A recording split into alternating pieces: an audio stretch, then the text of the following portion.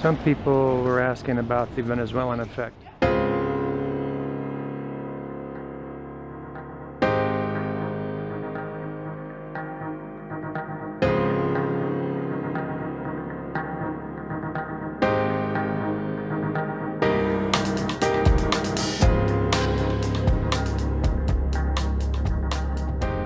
Well, there's two ways to discuss this.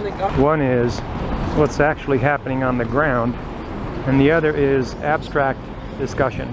And if you'll allow me, I'll just make a real short abstract beginning and say that I think anytime you have a situation, a stressful situation with a neighboring country where lots of people are attempting to escape some sort of oppression, whether it's financial or otherwise, you know, you're going to have some conflict and some pressure.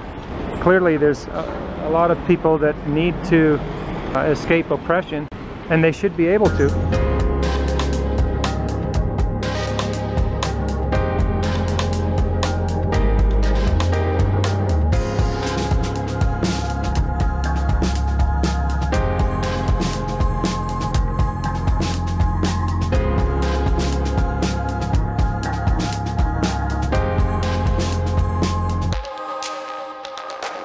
As long as they're honest people, not looking to cause anybody any harm. Frank. Hi. Hi, I am from Venezuela, and I saw your page on YouTube, and this page helped me a lot. I came to Cuenca. So I'm happy to hear that. What was your name? Carlos, my name is Carlos. Con gusto, Carlos. Con gusto conocerla. Gracias por este video. Frank. Usted es de Venezuela, eso es interesante. Sí. Y es bueno que usted, it's good that you speak English, because then you can watch my videos. Yes. And that helped you come to Cuenca, which is pretty amazing. Helping Venezuelans that speak English, that is so amazing. I'm happy. Well, that's great, Carlos. It's a pleasure to meet you in Cuenca. Well, likewise, the pleasure's mine. Bye. Yes, Carlos, we'll see you again. See you. Have fun. Bye. Unfortunately, usually along with all the good guys, there's a few, or at least some bad guys that you know, are coming along for the rides. There, obviously, anytime this kind of situation crops up in a place, there's going to be an increase in crime. So yes, I would say that the safety situation in Cuenca has definitely been reduced at least a notch. But then again, anytime you travel, you know, and you're a foreigner in a country, you always have to be on the alert anyway, and we've always told you that. And clearly there are different aspects to this conversation, because, well, there's the tourism aspect, or the visiting, and then there's the I actually live here aspect. So, you know, when you plant it and live somewhere and settle down in a house, you know, you've got a different situation than if you're just here temporarily.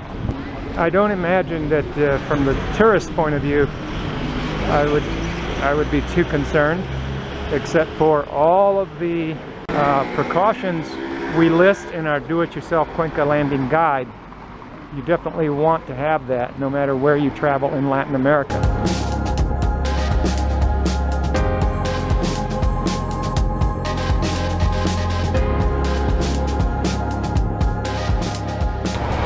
And then from a living here point of view, Cuenca has things you need to know, just like any big city. But I definitely see that the safety situation is definitely diminished, at least a notch. If I'm just somebody that has a very aware eye, and I notice and spot things that maybe your average tourist may or may not notice.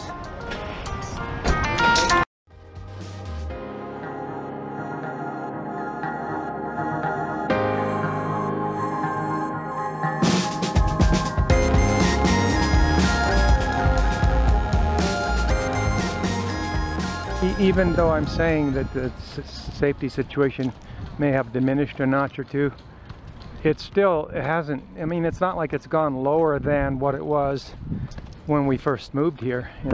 If you will put in place all of the precautions we talk about in the guide, you won't fall victim like some of these people you see on YouTube that come to Ecuador and get robbed on buses and make videos about it. I hate to see people suffer like that. It's not necessary. You just have to know the score.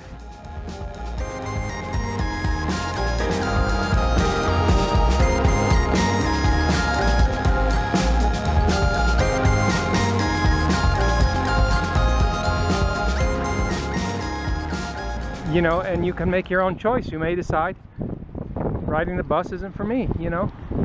So I'm not telling people ride the bus or not ride the bus, which incidentally, I don't tell people come here and don't come here. I never have. I think you're smart enough and diligent enough to make your own choices.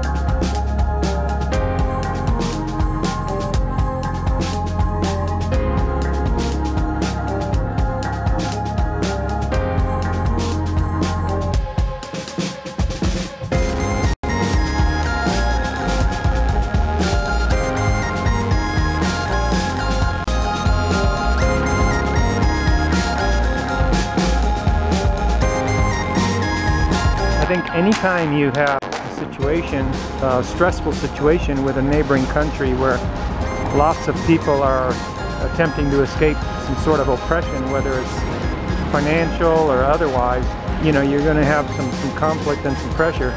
Clearly there's a lot of people that need to escape oppression, and they should be able to, as long as they're honest people, not looking to cause anybody any harm. So, okay guys,